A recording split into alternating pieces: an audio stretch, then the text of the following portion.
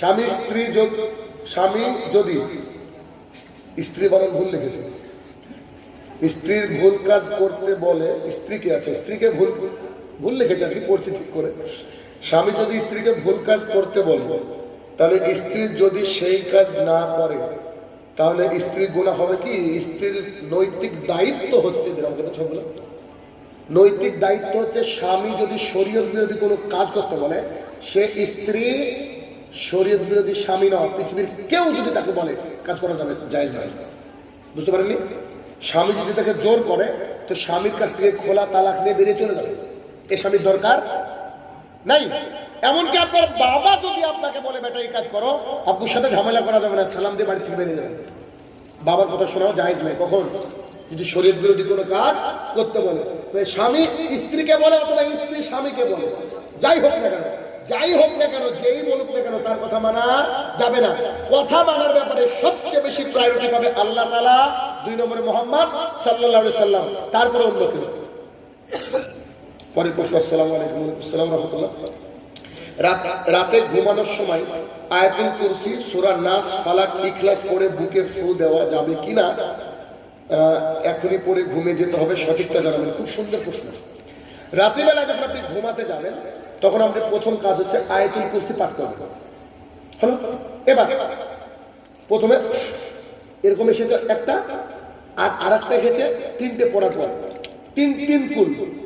নিশ্চয় বুঝতে পারছেন কোন কোন কুল? কুল হু আল্লাহু আহাদ, কুল আউযু বিরাব্বিন নাস, এই 3টে কুল পড়বেন। পড়ে ফু দিবেন, অথবা আগে ফু দিয়ে দিবেন হাতে দিয়ে, এখান থেকে শুরু করে এইভাবে মাসা করবেন। এইভাবে যত দূর হাত যায়, শুয়ে থেকে হোক বসে হোক, যত দূর হাত যায় এবং মাসা করবেন 3বার। একবার হলো 3 কুল মাসা করলেন, আরেকবার 3বার মাসা করলেন, আরেকবার 3বার মাসা করলেন। ক্লিয়ার? সাথে আরেকটা মাসালা বলি, কোন ব্যক্তি যদি এশার সালাত আদায় করে ওযু করে তারপরে ঘুমিয়ে যেতে পারে ডান কাতে, সুবহানাল্লাহ। আমি তো বলি মশায় কামড়ানো নাকি, রাসূল সাল্লাল্লাহু আলাইহি ওয়াসাল্লাম বলেছে ওই ব্যক্তি যদি নড়াচড়া করে, যতবার নড়াচড়া করবে ততবার ফেরেশতা মোতায়েন করা থাকে তার নেকি লেখার জন্য, মানে মশায় কামড়ানো নেকি। বুঝতে পেরেছেন? তো যতবার নড়াচড়া করবে ফেরেশতা তত নেকি লিখতে থাকবে। সাথে আরেকটা হাদিস বলি, কোন ব্যক্তি যদি ইশার সালাত আদায় করে ঘুমিয়ে পড়ে, সেই ব্যক্তিকে আল্লাহ সুবহানাহু ওয়া তাআলা জামাতে, কিন্তু আল্লাহ সুবহানাহু ওয়া তাআলা অর্ধেক রাত তাহাজ্জুদের লিখে দেয়। ওই ব্যক্তি যদি ফজরে গিয়ে মসজিদে জামাত ধরে, তাহলে সেই ব্যক্তি সারা রাত তাহাজ্জুদের নেকি পেয়ে যায়। সুবহানাল্লাহ। নফল সালাতের নেকি ভাই। বুঝতে পেরেছেন কি বলতে চাইছি? তার মানে আপনি সারা রাত ঘুমালেন, নেকি কিসের? নফল সালাত। আচ্ছা জি। শেখ, আমার প্রশ্ন হলো, আমি একজন জেনারেল পড়ুয়া, আমি আরবি পড়তে পারি কিন্তু মানে পারি না, তো আমি কোরআনের কিছু আয়াত পড়ে হাদিস ছোট মুখস্থ করে কোরআনের আয়াতগুলোর তর্জমা করে আমি কি জুমার খুতবা দিতে পারবো? দয়া করে জানাবেন। খুবই সুন্দর কথা। দাওয়াতি প্ল্যাটফর্ম শুধুমাত্র মাদ্রাসা থেকে বেরিয়ে দিতে হবে এমনটা ভুল কথা। বাল্লিগু আন্নী ওয়ালাউ আয়া, সবাই আমরা জানি, কিন্তু যে জানাটা হবে, এই জানাটা সিস্টেমটা দেখেন আমরা কি করে দাওয়াতের কাজ করি। আমি তো মাদ্রাসায় পড়ি, এটা আপনারা জানেন তো, আমি তো ইংরেজি অনার্স নিয়ে পড়েছি। এরা কি করবেন? কোরআন এবং সুন্নাহ পড়ে নিলেন, মুখস্থ করে নিলেন, অথবা নোট করে নিলেন। তুই অথেন্টিক কিনা জানবেন। হাদিসে বুখারীর টাকনুর উপরে প্যান্ট পরলে, টাকনুর নিচে প্যান্ট পরলে এইটুকুকে জাহান্নামে দেওয়া হবে। আল্লাহ তার দিকে তাকাবেন না, তাকে মুক্ত করবেন না। মুসলিম শরীফ হাদিস নম্বর 195, 195। এবার আপনি গিয়ে দেখছেন সত্যি কি 195 আছে? দেখে নেবেন। ক্লিয়ার? 2 নম্বর যাচাই। 3, এই বিষয়ে কোন আলেমের বক্তৃতা শুনবেন। মতিউর রহমান মাদানী, আবু বকর জাকারিয়া হাফিজুল্লাহ, আব্দুল্লাহ বিন ইউসুফ, কথা বোঝা গেল? ডক্টর মঞ্জুর ইলাহি, আমানুল্লাহ বিন ইসমাইল মাদানী হাফিজাহুল্লাহ, ইনাদের লেকচার ওই বিষয়ে শুনে নিলেন। অথেন্টিক একবার জ্ঞান চলে আসলো। এবার আপনি জুমার খুতবা দেন, মানে একটা জুমার খুতবা দিতে গেলে আপনাকে 14 দিন পড়া লাগবে। কথা বুঝতে পেরেছেন? আমি তো দিন রাত পড়ি। আমরা যে এত কথা বলতে পারি কেন? দিন রাত পড়ি। দেখেন এখনো বের করা আছে। আপনাদের উপরে যা বক্তৃতা দেবেন পড়তে এসেছি, এত হাদিস স্টকে আছে, তারপরে পড়তে এসেছি। ভাইয়ের আমার কিছু করার না, দিন রাত এখানে আমি মোবাইলে রেখে দিয়েছি, আসলে বুঝতে পারছি না। তা আমি পড়তে আসা, কিছু করার নেই। তারপরে পড়ার পর যখন বুঝবেন এটা অথেন্টিক, কোনো ভুল নাই, এটা দিবেন। আর ফতোয়া যে জিনিস, এটা ধারে কাছে যাইয়েন না। আমরা তো ফতোয়া দেওয়ার যোগ্যতায় রাখে না, বড় বড় আলেমরাও রাখে না। আমরা যাদেরকে বড় বড় আলেম বলি, মতিউর রহমান মাদানী হাফেজুল্লাহ তিনি নিজেও একসময় বলছেন আমিও ফতোয়া দেওয়ার যোগ্যতা রাখি না। হ্যাঁ, আপনি বলতে পারেন যে শেখ সলেহ ফজল হাফেজাউল্লাহ এটা বলেছেন, এটা ঠিক আছে, বোঝা গেল? তাহলে আপনি দিনের দাওয়াতের কাজ করতে পারবেন ইনশাআল্লাহ। আর সবারই করা উচিত, প্রত্যেকে দাওয়াতের কাজ করা উচিত। আপনি আপনার বাড়িকে শুধরে রাখেন, তারপর আস্তে আস্তে যান। কবরে 3টি প্রশ্ন করার পরে নবীজির ছবি দেখানো হবে। একজন আলেমের মুখে শুনেছি, এই কথাটা কতটুকু শরীয়ত দয়া করে জানাবেন। এটা নিয়ে ইখতিলাফ রয়েছে, কিন্তু প্রশ্নটা খুব সুন্দর। বারা ইবনে আযিব রাদিয়াল্লাহু তাআলা আনহু বলেন, এই যে বারা ইবনে আযিব বললাম না, আপনি এই হাদিসটা এইভাবেই পাবেন ইনশাআল্লাহ। তাহলে কতটা স্টাডি করার পরে এই কথা বলছি আপনাকে, অথচ আমি কিছু দেখলাম না, দেখেছি কি, অথচ মুখস্থ করতে হয় আমাদেরকে। বারা ইবনে আযিব রাদিয়াল্লাহু তাআলা আনহু বলেন, রাসূল সাল্লাল্লাহু আলাইহি সাল্লাম বলেছেন, যখন বান্দাকে কবরের মধ্যে রাখা হয় তখন রাসূল সাল্লাল্লাহু আলাইহি সাল্লামকে দেখানো হয়। এইটা নিয়ে অনেকে কিয়াস করে বলছেন তার ছবি দেখানো হবে, কে বলছেন না তাকে স্বয়ং দেখানো হবে। আমি বলি ভাই, এটা আল্লাহর টেকনোলজি, এত আমাদের গবেষণা করার দরকার নেই। রাসূল সাল্লাল্লাহু আলাইহি সাল্লামকে দেখানোর পরে বলবে মা হাদা রাজুল আল্লাযী বুইসা ফিকুম, তোমাদের মধ্যে একজন ব্যক্তিকে পাঠানো হয়েছিল, এই ব্যক্তিকে। তখন যদি আপনি মুমিন হন আপনি উত্তর দেবেন ওয়া মুহাম্মদুর রাসূলুল্লাহ সাল্লাল্লাহু আলাইহি সাল্লাম। আর যে ব্যক্তি সালাত সিয়াম হজ যাকাত কিচ্ছু নাই, সেই ব্যক্তি বলবে হা হা লা আদরি, হাই হাই আফসোস আমি জানি না। বুঝতে পেরেছেন? ছবি দেখানো হবে এভাবে নয়, রাসূল সাল্লাল্লাহু আলাইহি ওয়াসাল্লামকে দেখানো হবে। কি করে দেখাবে? এটা আল্লাহ তাআলার কাজ, আমাদেরকে মুহাম্মদ সাল্লাল্লাহু আলাইহি ওয়াসাল্লাম সম্পর্কে জিজ্ঞাসা করা হবে, এতটুকু বুঝুন ইনশাআল্লাহ। তারপর জুমার খুতবায় কোনো এক ইমাম সাহেব বলেছে মেয়ের বাবা ছাড়া বিয়ে পড়লে বিয়ে জায়েজ হবে, এই নিয়ে বিস্তারিত আলোচনা করবেন। যিনি বলেছেন এনার হয়তো ওই হাদিসটা তার কাছে পৌঁছায়নি বা জানে না, অথবা তিনি গোড়ামি করেছেন, কিন্তু এতে এত প্রসিদ্ধ হাদিস, রাসূল সাল্লাল্লাহু আলাইহি ওয়াসাল্লাম বলেছেন লা নিকাহ ইল্লা বিওলি, ওলি ছাড়া বিবাহ বাতিল বাতিল বাতিল। ছেলে একা বিবাহ করতে পারে, ছেলে বলেন একা বিবাহ করতে পারে, ওর বাবা মার অনুমতি না নিলেও চলবে, কিন্তু সামাজিক রীতিনীতি অনুযায়ী ছেলের উচিত বাবা মামাকে বলা। কিন্তু মেয়ের বাবা যদি উপস্থিত না থাকে, গোটা গোষ্ঠী উপস্থিত আছে মেয়ের, কিন্তু বাবা উপস্থিত নাই, এই মহিলার বিয়ে জায়েজ নয়। বুঝতে পেরেছি? হ্যাঁ, বাবা বাইরে কাজ করে, বাবা অনুমতি দিয়েছে তার ছোট ভাইকে তুই ওলি হিসেবে থাকতো, এটা জায়েজ। তবে কালিয়া চকের মানুষকে বলি, মালদার মানুষকে বলি, আপনাদের যে উকিল বাপ, এটা হারাম। উকিল বাপ চলবে না, এটা জায়েজ নয়। কেন? ওর বাপ কি মারা গিয়েছে যে আপনি অন্য লোককে বাপ মারালেন, সারা জীবন জামা কাপড় দিতে থাকেন, এটা কিন্তু কালিয়া চোখে দিতে আমি শুনেছি, ঠিক না? এটা কিন্তু জায়েজ নয়। অতএব মা ডাজন্ট ম্যাটার, কিন্তু বাবাকে বিয়ের অনুমতি দেওয়া লাগবে, নইলে বিবাহ হবে না, জেনা হবে। সাবধান। 40 এবং ফাতিহা অনুষ্ঠানে খানা খাওয়া যাবে কি? আমি কিন্তু আলোচনা করতে করতে বলেছি 40 আর ফাতিহা এগুলো হচ্ছে কি, হাসান রাদিয়াল্লাহু তাআলার মুখের মধ্যে থেকে রাসূল সাল্লাল্লাহু আলাইহি ওয়াসাল্লাম খেজুর টেনে বের করে নিয়েছিলেন। কেন? সাদাকা হচ্ছে গরিব মানুষ খাবে। 30,000 টাকা দামের ব্লেজার পরে ডাক্তার বাবু চলে গেছে, উকিল বাবু আইফোন 1.5 লাখ টাকা দামের আইফোন নিয়েও চলে গিয়ে বলছে যে কই খেতে দেন। এ কবে ভিখারি হলো? কথা বুঝতে পেরেছেন? 40 তো জায়েজ না, বুঝলেন?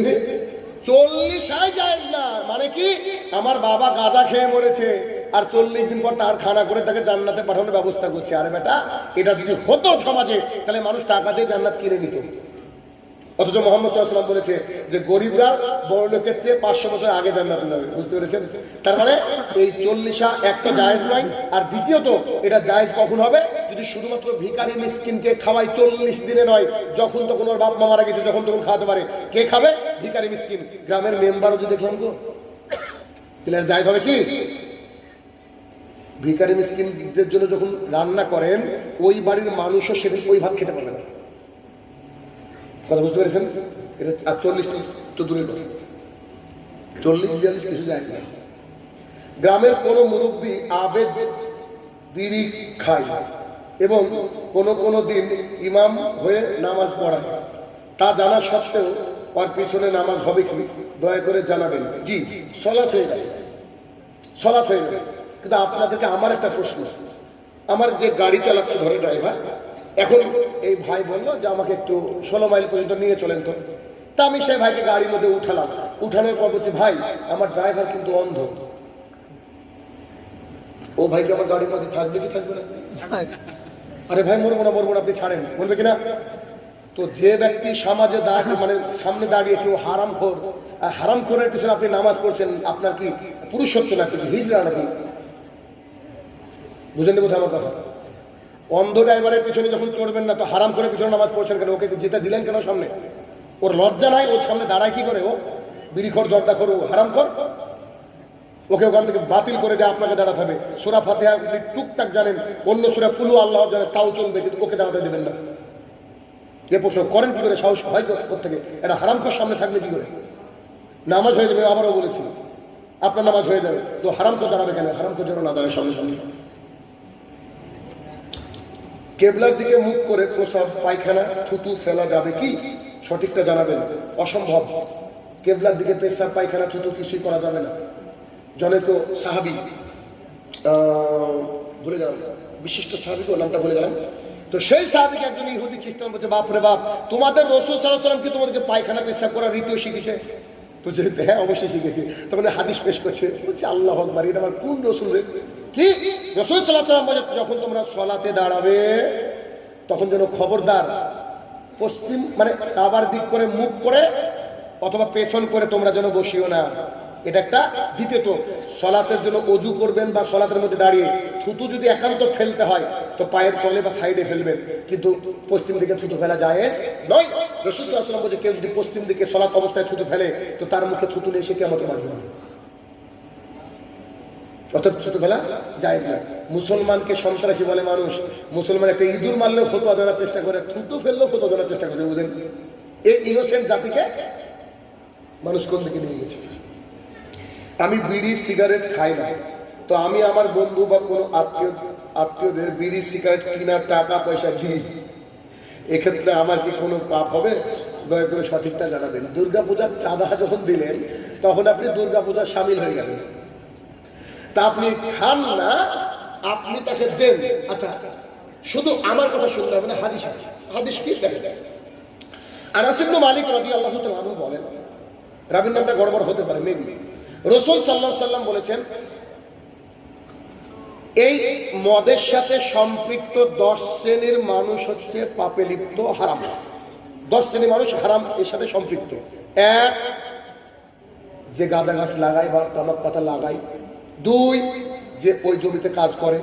3, যে কাটে, তুলে না, বিড়ির জন্য তো তুলে, তো আমি বিড়িতে বুঝাচ্ছি আপনাদেরকে, হাদিসটা এরকম না, কিন্তু আমি বুঝাচ্ছি।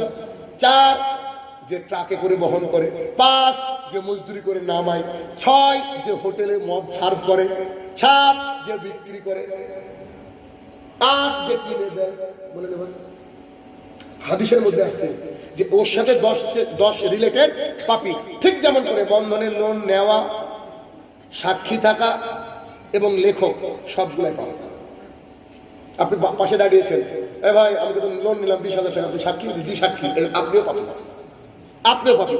তো নিজে যখন খান না, আপনি ওপরে খেতে দেন কেন?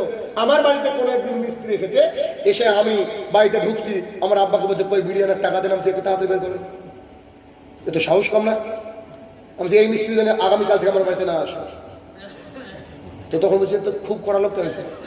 আচ্ছা, কড়া লোক মানে আপনি আমার বাড়িতে এসে এই টাকা নেবেন? আলহামদুলিল্লাহ, তারপর থেকে ও আর আসেনি, অন্যজনকে পাঠিয়েছে, খেয়েছে, পরে দেখেছি খেয়েছে, বুঝতে পেরেছি, কিন্তু ওরা ওদের টাকা খেয়েছে। এগুলো জায়েজ নয়।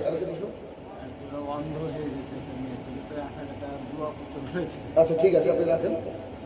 একজন মহিলা অন্ধ হয়ে গেছে, সে 1000 টাকা দিয়েছে, আমার কাছে দোয়া চেয়েছে। দোয়া করবো না, দোয়া করার প্রয়োজন নেই, একটা হাদিস শোনাবো।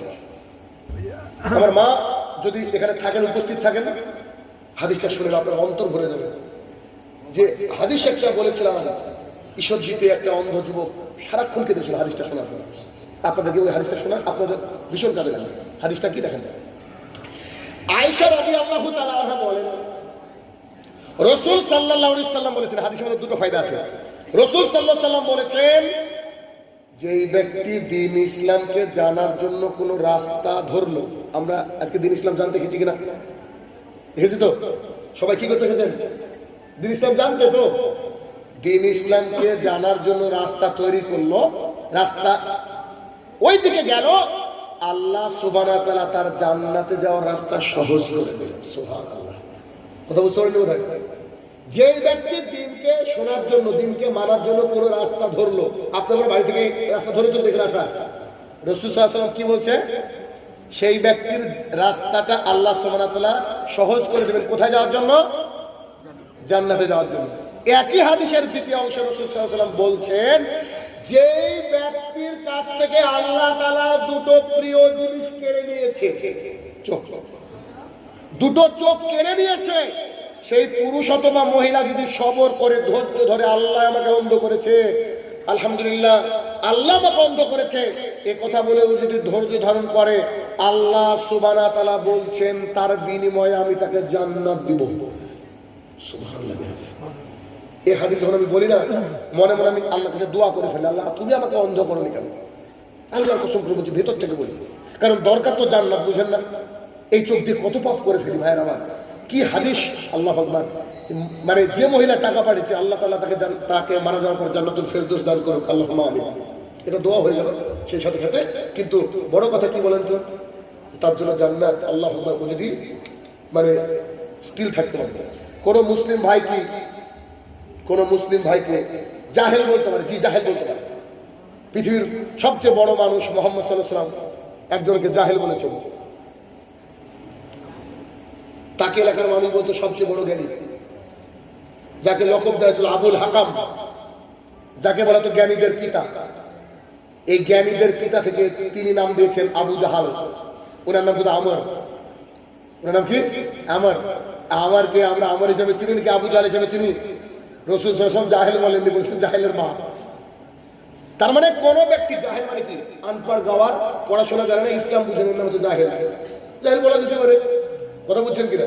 যে এই ব্যক্তির জ্ঞান নাই, তাহলে সে জাহেল। আপনি যদি পড়াশোনা না করেন, আপনাকে মূর্খ বললে রাগ হবে কি? আপনি পড়াশোনা জানেন না তো। তাহলে যে ব্যক্তির ইসলামের ব্যাপারে জ্ঞান নাই, সেক্ষেত্রে তাকে জাহেল বলা জায়েজ, কিন্তু জাহেল বলার দরকার নাই, এটা বলা জায়েজ। আচ্ছা।